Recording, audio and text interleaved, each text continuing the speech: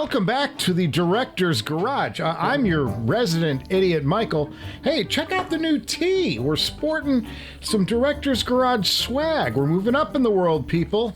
Now, last weekend, I drove down to Headfi.org's CanJam, the SoCal edition. It's like an hour and a half south of the home office, or to anyone else, about 30 miles.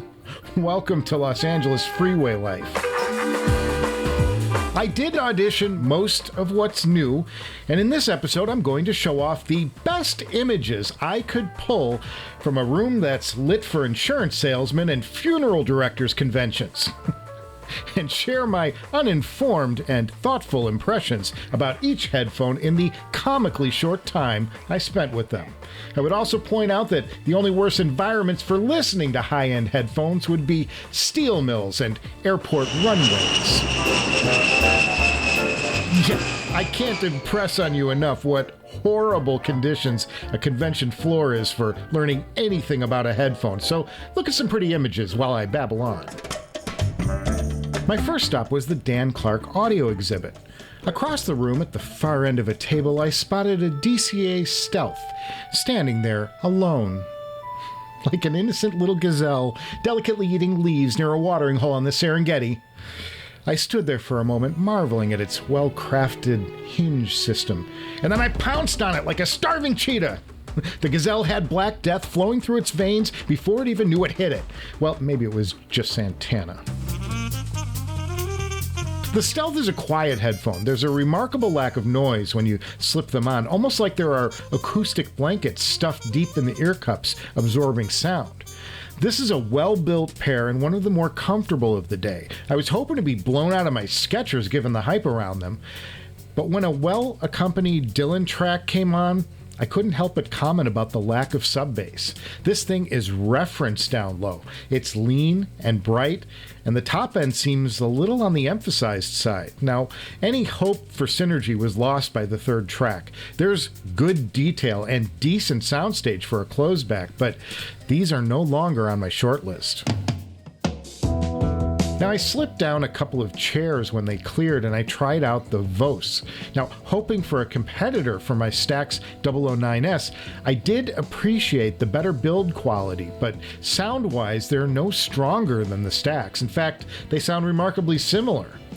It was even paired with the same blue Hawaii amp that I have right here, but there wasn't anything new happening. This was kind of a been there, done that moment. I couldn't pull out anything I thought it did better than the S009s, so I moved down another chair for my first ever listen to the Ether C Flow.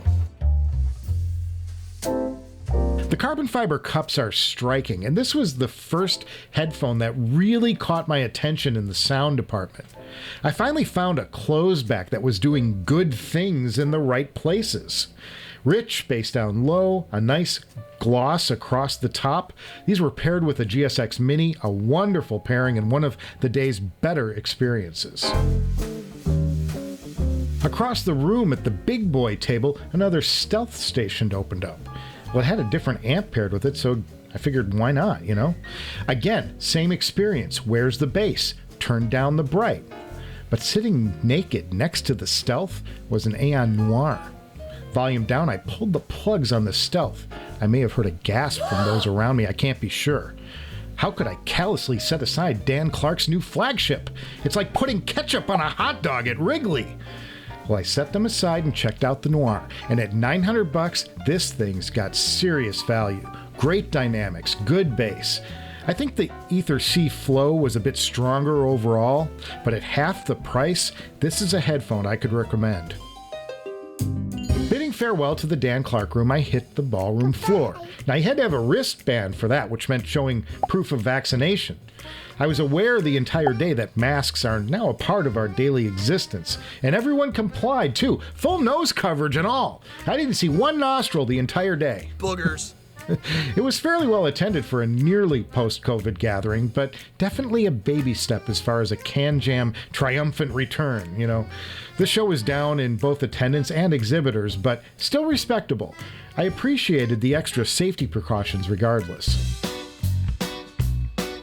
I walked past JH Audio's table, noting a full line of IEMs on display. I'd stopped there later. Past Deconi, I nearly stopped to have a listen to the HD820, but someone had them on and I wasn't about to wait when I had bigger targets in mind. Like a chair in front of the WA33 paired with a Meze Elite. Yes, please. This was the first of 2 Meze Elite auditions for me at CanJam, and they made me forget about the Dan Clark room in about 30 seconds. Yes, the technicals on the Meze Empyrean have been addressed, I can confirm that. And fortunately, they didn't alter the tuning much at all. This is a good thing because I love the tone curve on the Empyrean, but they're just too slow. Now the WA33, it was overkill for this scenario, but I drank it in like a drunk at happy hour. This is seriously good stuff. The build is also identical to the Empyrean, thank God. But I felt the eyes of focused people on my back of my neck there, waiting for their chance to sit down. So I kind of bowed out of there. But I did meander over to the head amp table where a GSX Mini was also paired with the Elite. And by the time I left that station, I was convinced I'd heard the best of the new headphones. Game, set, match, Meze. Oh, but wait, what's that group of people gathering over there about? What I'd spotted was a line of people waiting to get a listen to the new Audeze LCD-5. Unfortunately, it was the only pair set up at the show. The Audeze guys were apologetic. Either an amp failed or there was an internet connection, something or other. But the line was so long that the guy who was looking over the whole thing pulled out a dreaded iPhone timer where we stared at an endless series of 4-minute countdowns waiting for our turn. But I did use the time to chat up an Audeze rep who invited me down to their facility down in Irvine at some point. Kind of cool. Now, fortunately, I was about 5th in line. But by the time I left, that line was at least 10 people deep. At least. Come on! But finally, I got my chance. And yeah, they are light. But more than that, they're surprisingly small. This LCD went on a serious diet. I marveled at the ring around the driver. It's not wood. It's actually like this tortoiseshell sunglassy kind of material. Like military camouflage, but in dark brown. And there are clear bits where you can actually see through to the underlying metal. It's very cool. And like that, the clock started. 4 minutes to glory. I went big. Hotel California. Instant, deep soul thrusting bass. Now, I don't know what these guys have been graphing. These things dig way, way deeper than any of the measurements I've seen so far suggest. Then I moved on to Fleetwood Mac Rumors and Go Your Own Way. Now Mick's tom slammed and his bass drum hit with impact and authority. I took in that hypnotizing rhythm and then I skipped ahead to the chorus. Now, on this song, if the headphone is slow, the harmony of Stevie with Lindsay will glob up and you get this what I call congestion effect. It sounds like both voices are kind of competing for space in the mix, and there was none of that here. Stevie and Lindsay are separate and distinct.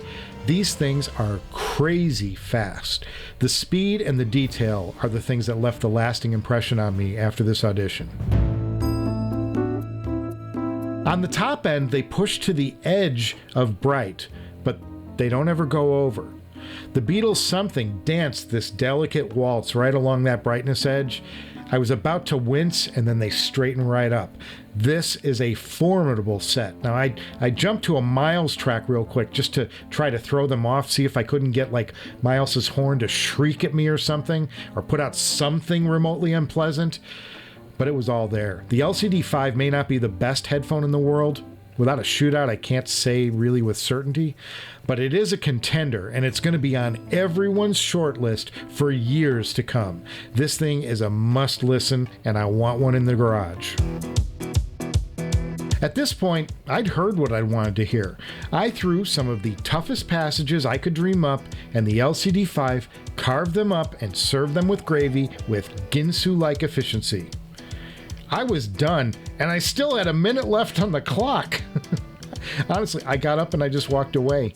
Audeze and its LCD-5 had won the show.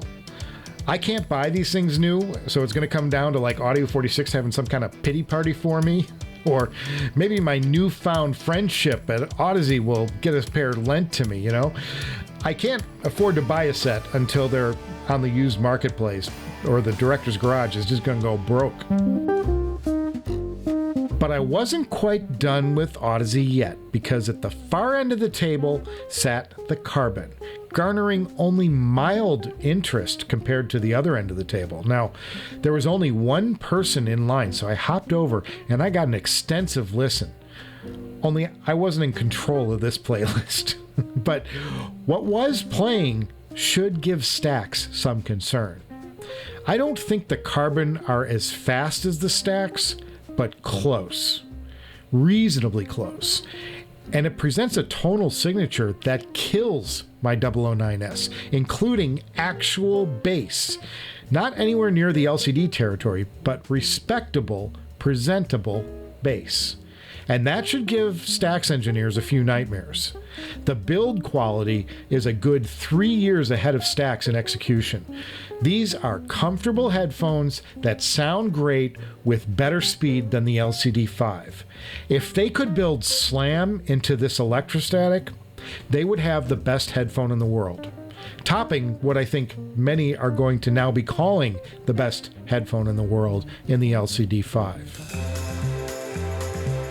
In short, Audeze is once again squarely in the top echelon of headphone manufacturers after years of losing ground to Hi-Fi Man, Abyss, Meze, and ZMF. I made a few other stops while at the show, and I met John Moulton's brother, and he gave me this Bitchin' Noble audio t-shirt, coming to a Director's Garage episode soon, I think. But seeing their creations nestled in between the 64 audio table and the Empire Ears tables, it's like the other manufacturers are playing with Tinker Toys and stickers, while Noble is building these sound palaces out of insane materials. Now, my last stop of the show was at the JH Audio table. I mentioned them earlier. Now, they first served up the Layla. Now, it had a big sound. It was kind of reminiscent of the Noble Audio Sultan, but the bass lacked any semblance of control. It's comically exaggerated bass, which is fine for some situations, but it's kind of muddy and it lacks a sense of detail that I really was hoping for. I noodled around with a few tracks, adjusting the bass down and up, but the Layla is just a little on the messy side for my taste. Now, the Jolene was more impressive. The bass was still big, but it was more restrained than the Layla, and it had detail that the Layla really lacks down low. It also had a wicked tight slam. If I was going to purchase a JH Audio product, it would be the Jolene. Now, there were a few other stops I'd have liked to have made if time allowed. I would have liked to spend time at Hi-Fi Man, although I'm familiar with their products, but I needed to start my 90-minute drive back north. But this CanJam gave me what I came for and left me in awe of where we are right now in this hobby. So I hope you enjoyed my somewhat whimsical walk through CanJam SoCal, and now I'll ask you to subscribe, because it's your subscriptions that keep this channel going. So click the thingies and wait for great things to happen, because they will!